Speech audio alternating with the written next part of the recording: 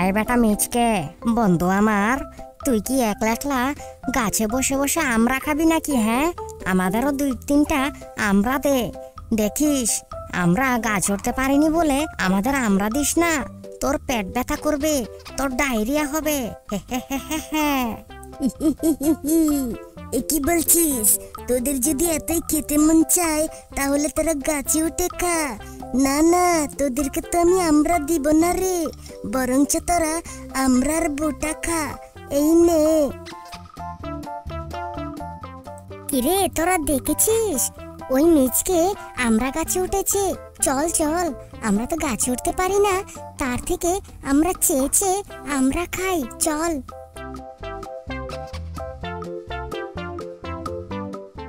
এই যে মিচকে, শুনছিস? তুই কি শুধু শুধু একলা গাছে বসে বসে আমরা খাবি নাকি? হ্যাঁ, আমাদেরও কয়েকটা আমরা দে বলছি। তোরে আমরা খাওয়া দেখে আমাদের জিভে তো জল এসে যাচ্ছে রে। ইরিশ শালা, এ কি বলছে রে? 3টা পরি এসে হাজির।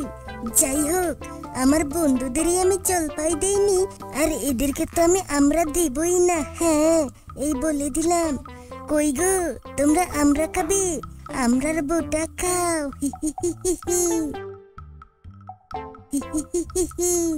আরে বন্ধু, তোরা এটা দেখে কোনো চিন্তা করিস না রে, তোদের জন্যই ব্যাগ ভরে আমরা নিয়েছি।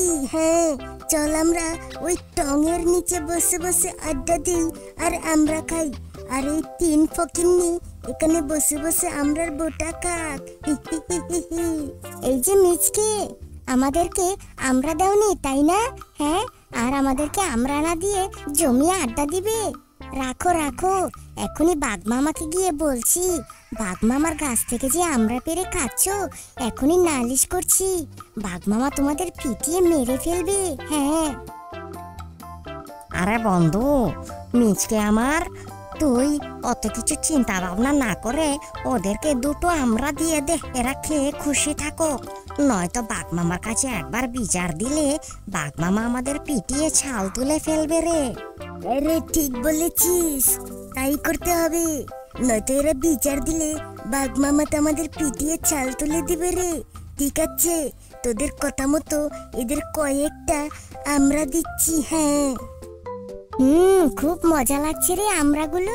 হ্যাঁ, কিন্তু মিচকে যে প্রথমে আমাদের সাথে যেই ব্যবহারটা করলো, আমার সামনে তোদেরকে অপমান করলো, সেই প্রতিশোধ আমি না নিয়ে ছাড়বো না। চল আমার সাথে, এখনই বাঘ মামার কাছে গিয়ে বিচার জানাচ্ছি, এদেরকে যেন পিটিয়ে ছাল তুলে দেয়। চল আমার সাথে, চল।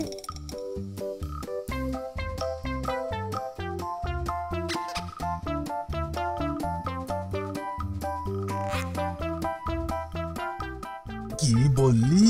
হ্যাঁ, মিচকে সালাদের এত বড় ক্ষমতা? হ্যাঁ, আমার গাছের আমরা চুরি করেছে, আর সেই আমরার বোটা দিয়ে তোদের ডিল মেরেছে। নারী উত্তক্তা। হ্যাঁ, আজ তো সালাদের পিটিয়ে মেরে ফেলবো রে।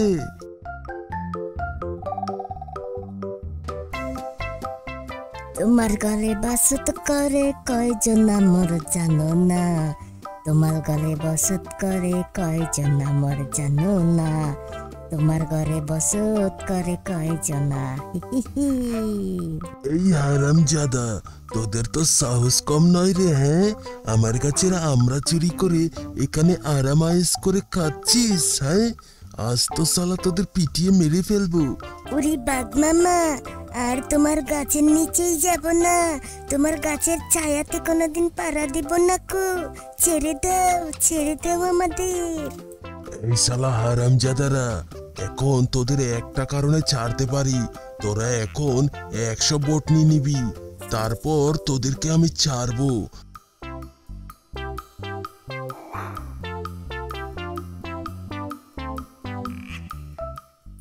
এই যে শুনছ গো মিচকের বাবা, তোমাকে বলি, মিচকের তো বয়স কম হয়নি কো, এবার মিচকেকে একটা বিয়ে দাও।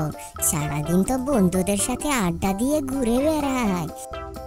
শোনো না মিচকে, তোমার সাথে আমার আর ভালো লাগে না। তোমার বন্ধু বান্ধব সবার বাইক রয়েছে, কিন্তু তুমি আজ পর্যন্ত একটা বাইকও কিনতে পারলে না। হ্যাঁ, এভাবে চললে আর কিভাবে হবে বলো? আমার তো ব্রেকআপ করা ছাড়া আর কোনো উপায়ই নেই।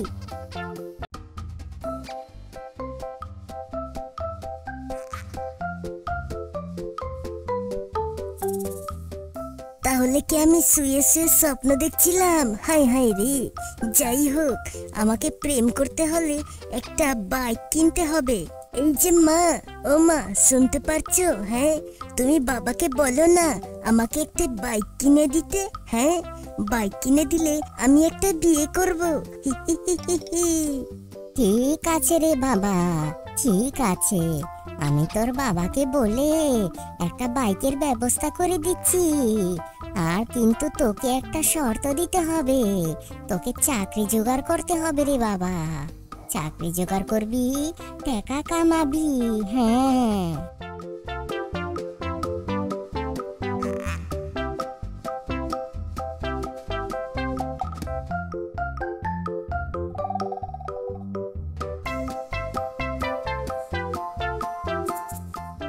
আরে বন্ধু, তোকে একটা কথা বলি, শোন।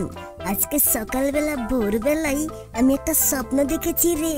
স্বপ্নতে দেখলাম সাফার সাথে আমি বাইকে করে ঘুরছি। হ্যাঁ, কি যে মজা। আরে ওই যে দেখ, বলতে না বলতেই শেফা এসে হাজির হয়েছে। এখনই সুযোগ, তাকে গিয়ে প্রপোজ কর, আমি তোকে ভালোবাসি।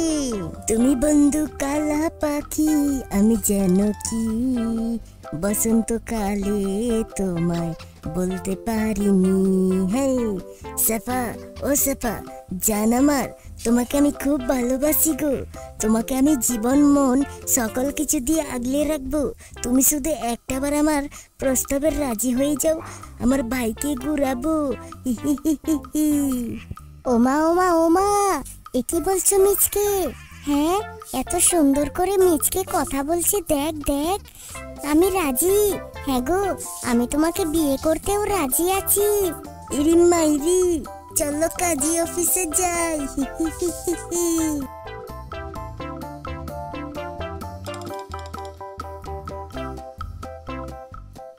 ওগো শুনছো, আমাদের বিয়ের তো অনেকদিন পার হয়ে গেল, চলো না আমরা একটা নদীর পার ঘুরে আসি। হ্যাঁ মাইরি, এখন যে কি করি? আমার পকেটে তো এক ফুটিকানা টাকাও নেই রে। এখন আমি কি যে করি? হায় হায়, কেন যে এই শালের বেটিকে বিয়ে করতে গেলাম? হায় হায় হায়। এই শালা শ্বশুরের বেটা, আমার কথা কি তুই শুনতে পাচ্ছিস না নাকি? হ্যাঁ, এখনই দেখ তোর কান টেনে ছিঁড়ে ফেলবো। কি রে শ্বশুরের বেটা, তোকে কখন থেকে বলছি আমি যে ঘুরতে যাব? হ্যাঁ, আমার কথা কি তোর কান দিয়ে যায় না নাকি? হ্যাঁ, বিয়ের আগে তো খুব বলেছিলি আমাকে সব জায়গায় ঘুরতে নিয়ে যাবি, আগলে রাখবি। এখন বিয়ের পর তোর কি এমন হয়েছে? হ্যাঁ, আমাকে কি আর তোর ভালো লাগে না নাকি? হ্যাঁ রে মাইরি, বউ আমার, ছেড়ে দাও ছেড়ে দাও, কানে খুব ব্যথা লাগছে গো। আচ্ছা আচ্ছা, তুমি রেডি হও, আমি তোমাকে নিয়ে ঘুরতে যাচ্ছি। হ্যাঁ, ওই যে দেখছো একটা নৌকো, সেই নৌকোর সামনে নামাও, আমি ওই নৌকোতে উঠে ঘুরবো। হ্যাঁ,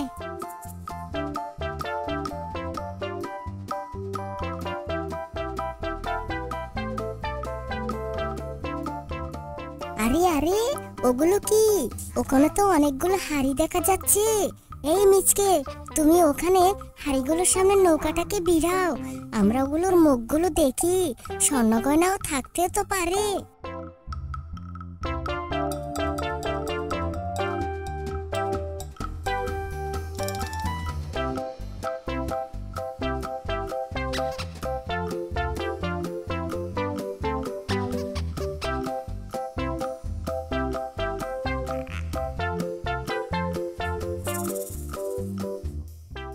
ইরিসালা, এটা আমি কি দেখছি গো গিন্নি?